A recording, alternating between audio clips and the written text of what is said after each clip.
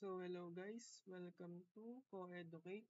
So in this video, sasagutan natin yung seat work about curvilinear motion under the concept of rectangular components. So let's proceed. Sabi dito, a rocket is fired from rest at x is equal to 0 and travels along a parabolic trajectory described by y squared is equal to 120 times 10 raised to 3 x in meters. So if x component of acceleration is ax is equal to 1/4 t squared in meter per second squared, where t is in seconds, determine the magnitude of rocket's velocity and acceleration when t is equal to 10 seconds. So guys, di ba, sa rectangular components, no, kung maalala ninyo, yung velocity natin is nahati sa yung velocity and acceleration natin is nahati sa dalawang component, which is x component and y component. So dito guys, ano ba yung mga giniven sa atin? So given, so meron tayong yung initial position na x is equal to 0. So,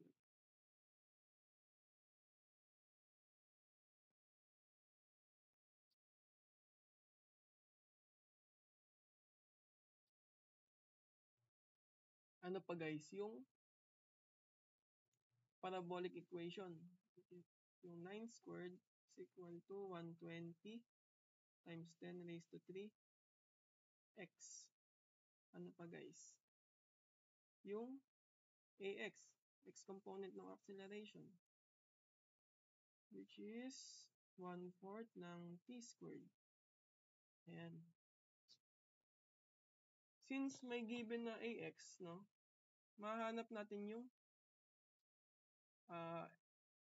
x component ng velocity. So, let's try to find the x component of velocity first. So, for velocity, x component,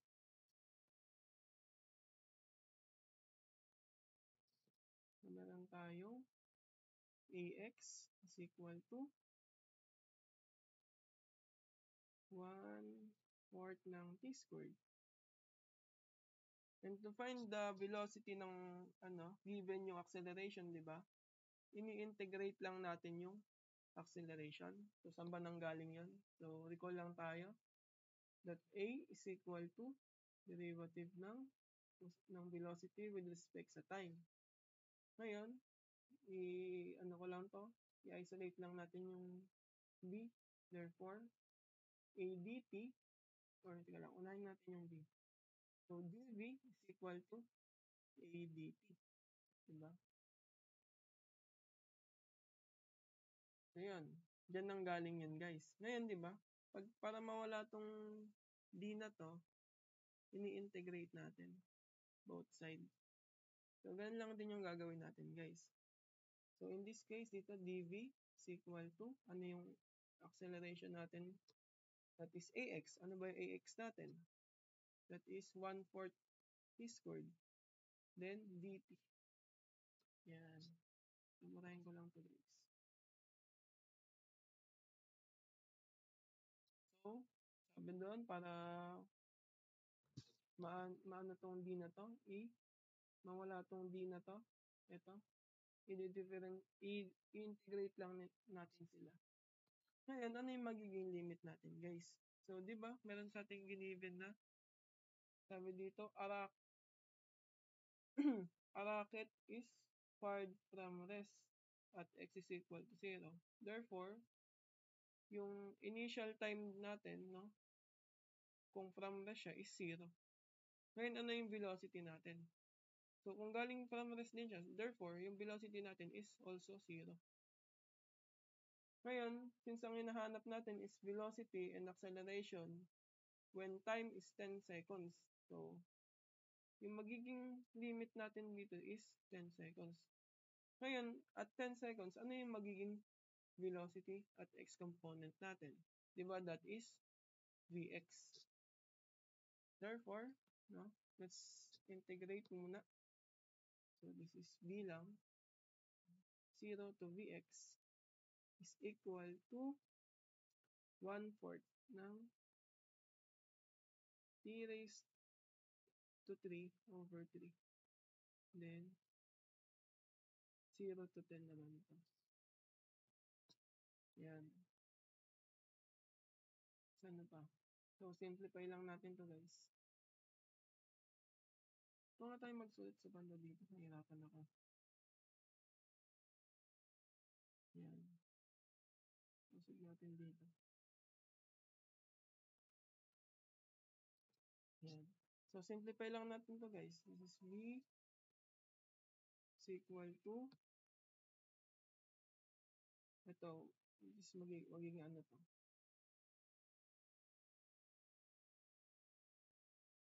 Magiging 1 over 12. Now, t raised to 3, 0 to 10. Yan. Substitute lang natin yung mga limits natin. Dx is equal to. So, 0 lang naman to. Di ko na ilalagay. 1 over 12 ng t cube. Ay, substitute na pala natin. Yan. So, minus 0 lang naman to. So, di ko na ilalagay. Ayan guys. So, ilan yung magiging Vx natin?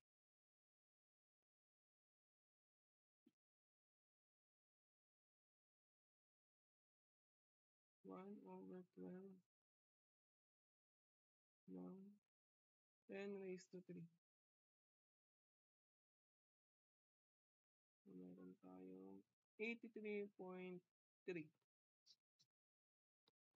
So, 83.3 meter per second. Meron na tayong Vx. Ngayon naman guys, is hanapin naman natin yung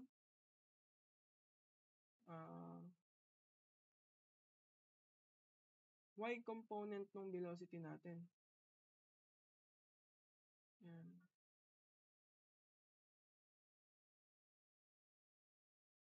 So, paano natin mahanap yung y component ng velocity naman natin, guys? So, di ba merong giniven sa atin na yung parabolic equation na 120 times 10 raised to 3x. So, pwede natin magamit yan, guys. So, for velocity, y component naman, for velocity y component, so, meron tayong y squared na equal sa 120 times 10 raised to 3x. And itong ano guys, no? I-isolate ko lang yung y. Therefore, so kailangan y lang yung matitira diyan. 20 10 raised to 3x raised to 1 half. So, bali guys, parang ano ko lang, yung ginawa ko lang dyan is in-square root ko sila pareho. Yan. E di ba yung itong square root na to is equivalent lang naman siya sa raised to 1 half. So, kaya ganyan yung ginawa ko. Kasi guys, no? Itong y na to, di ba? Para makuha natin yung velocity, di ba, kinukuha lang natin yung first time derivative ng position. So, in this case, itong y variable na to is yung position siya nung rocket natin in y component. Therefore, to find the Vy, kailangan natin tong i-derivative. But take note na yung velocity is, di ba, dinederivative natin yung position with respect sa time. So, kung mapapansin nyo, itong equation natin is naka in terms of x pa rin siya. So, kailangan, before natin ma-derivative yan, is naka in terms of t na siya. So, paano natin ma-in terms of t? So, di ba meron tayong equation for Vx na nakuha kanina? So, ito. So, mag-focus lang kayo dito. So, ito kasi, di ba sinubstitute lang natin tong 10 kasi. Pero kung di natin i-substitute yung 10 na yan, meron tayong equation na Vx is equal to 1 over 12 t raised to 3. Di ba? So, para mahanap natin yung position x naman is i-integrate ulit natin siya ng isang beses ulit.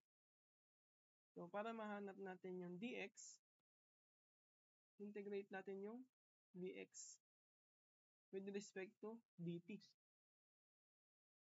So, dx is equal to, ano yung vx natin guys? That is 1 over 12 t cubed dt. Ngayon, ano naman yung magiging ano natin dito? Limit. So, di ba?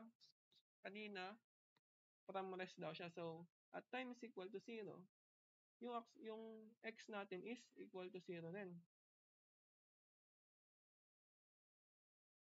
At time is equal to t, no? Ano yung magiging x natin? So, x pa rin. So, etong t na to, gawin lang muna natin siyang t. Huwag muna natin siyang gawing 10 seconds. So, mamaya na natin siya gagawing 10 seconds. So, x from 0 to x is equal to 1 over 12 ng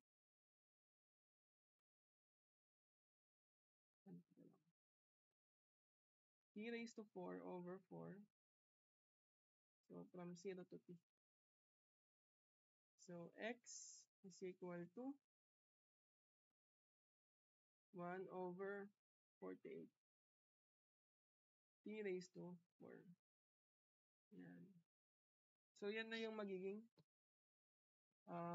equation natin for x. So, bale, sinimplify ko lang to, then substitute yung mga limits natin. So, ito yung kakalabasan yan. Ito. So, itong x na to, isa-substitute ko dun sa equation natin dito para maging in terms of t na siya. Therefore, pwede na natin siyang i-derivatives. So, y is equal to 120 times 10 raised to 3, yung x natin na 1 over 48 ng t raised to 4 raised to 1 half. So, before natin i-integrate to guys, is simplify lang muna natin. So, simplify. Itong ano guys, constant na to pag nasamahin ko na. So, 120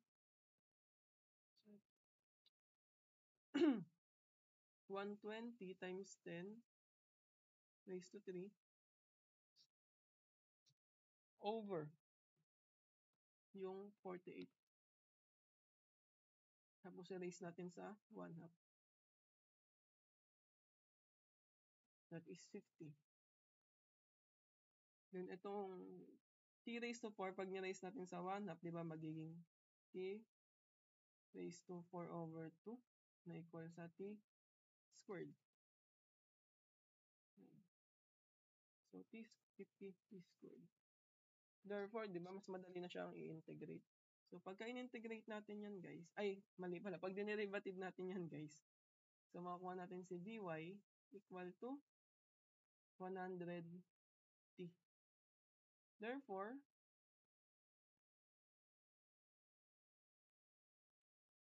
at 10 is equal to, at time is equal to 10 seconds, our Vy is ilan?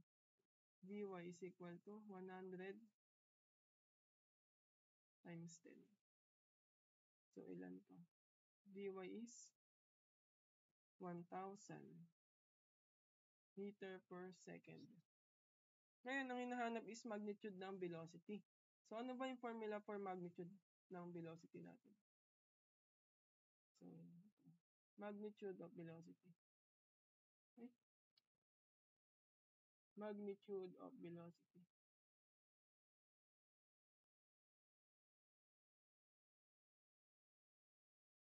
Di ba? Ano lang yan? Pythagorean. Square root ng vx squared plus vy squared. So, substitute lang natin. Ano yung vx squared natin kanina? That is 83.3 squared plus 1,000 squared. Therefore, makuha na natin yung velocity natin.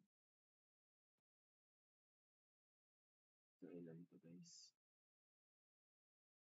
83.3 squared plus 1,000 squared.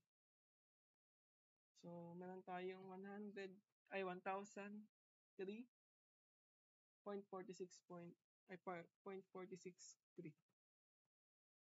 So, 1,003.463 meter per second. So, meron na tayong magnitude ng velocity, guys.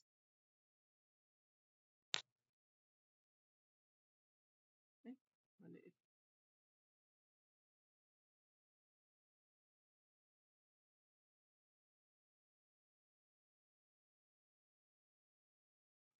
Yan. Next naman is, hanapin naman daw natin yung acceleration. So, paano natin mahanap naman yung acceleration? So, saan tayo pwede magsulat, guys? Sa baba na lang. Dito. Yan.